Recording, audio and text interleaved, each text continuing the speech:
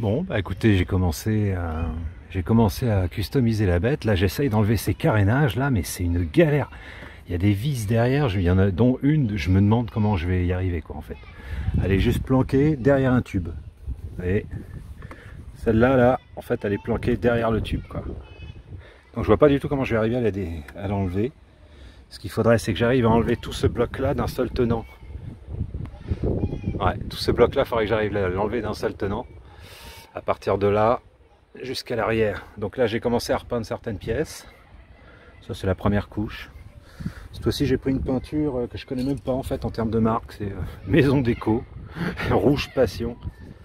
Mais j'aimais bien parce qu'il y avait c'était un rouge qui était pas très, très violent.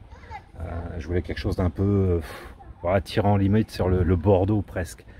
Et donc du coup bah, il faut que je fasse la suite quoi. Donc là j'ai commencé à décrocher tous ces petits machins. Je pense que je vais peut-être faire la grille. Ouais, je pense que je vais faire la grille aussi. Ça sera sympa. Bah, écoutez, je vous montrerai un petit peu les différentes étapes, hein, si j'y arrive. Parce que ça, j'ai un doute là. J'ai l'impression que je vais pas y arriver. Ça me fait un peu chier parce que en fait j'ai commencé le custom du truc. Et si j'arrive pas à enlever cette merde là, ça va me saouler. Bon bah écoutez, je vous tiens au courant. À tout de suite. Bon. Mine de rien, démonter cette bécane, c'est pas de la tarte. Hein. Franchement, il y a des vis, mais au secours, tu te dis, mais comment les mecs, ils ont pensé à foutre une vis derrière un tube, quoi. C'est insupportable. Donc du coup, je vais pas pouvoir faire tout le custom que je voulais faire, à savoir cette partie-là. Elle est indémontable. Je peux même pas vous montrer en fait, parce que tout est planqué, les vis, ils sont allés foutre des vis derrière ça. Enfin, c'est indémontable. J'ai beau être bon en conneries techniques, machin, là, sérieux, je vois pas.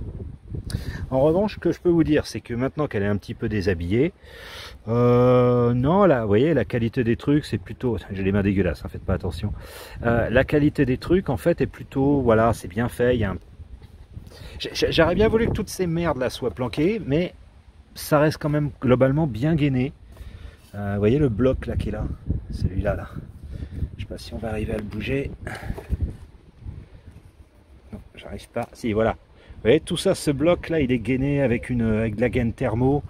Bon, voilà, je pense qu'en cas de pluie, ça va.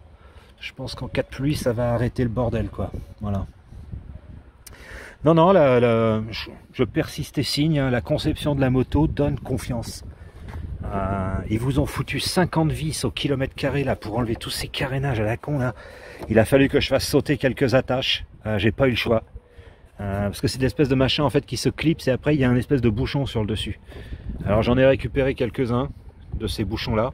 Mais voilà, je les ai pas tous. Et puis il y en a certains, je vais pas les remettre parce que si un jour je la repeins dans une autre couleur, en fait voilà, comme ça je pourrais redémonter les carénages assez facilement et puis voilà, il n'y a pas besoin d'avoir 6 vis pour un bout de plastique qui est collé à côté.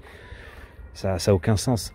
Surtout qu'en plus, vous voyez, toutes ces vis c'est de la grosse vis à laine qui est vissée sur la structure. Il n'y a pas besoin d'en avoir 70 quoi. Il y en a une ici, il y en a une là, il y en a une là. Voilà, je veux dire, le truc ça tient quoi. Pas besoin d'avoir 50 vis. Donc je vais élaguer un peu au niveau des vis, mais ouais, ça me fait un peu chier parce que j'aurais bien voulu faire cette partie-là, mais elle est indémontable, quoi. Indémontable. Il y a ces 3 vis là à enlever, là, ici. Ouais, mais non, je vais pas prendre le risque de casser mon carénage. Donc du coup, ce que je vais faire, c'est qu'après, je démonterai le garde-boue, je le peindrai. Ce qui fait comme ça ferait une espèce de ligne. Et je me disais qu'après, je pourrais peut-être peindre soit le garde-boue arrière, soit machin. Mais lui, ouais, non, lui, je peux pas l'enlever sans péter tout, quoi. Là, techniquement, je vois pas comment je peux y arriver. Bon, sinon, bah voilà, hein, il y a toutes mes petites pièces qui sont en train de sécher, là. Et puis, j'ai même repeint la grille aussi. La grille à l'avant. Et puis, on verra si la peinture tient. Hein, on verra. Bon, bah, j'attends que ça sèche, puis je vais remonter tout mon petit merdier. Et puis je vais régler un petit chouille ma poignée de vitesse. Je l'ai peut-être un peu trop tendu.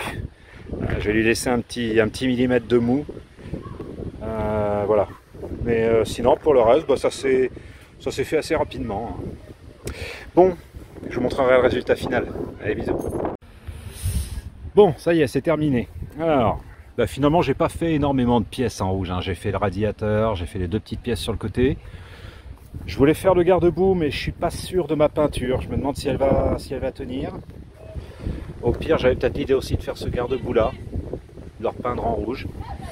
Et puis du coup, j'ai mis une petite touche de rouge sur le cul aussi. Voilà.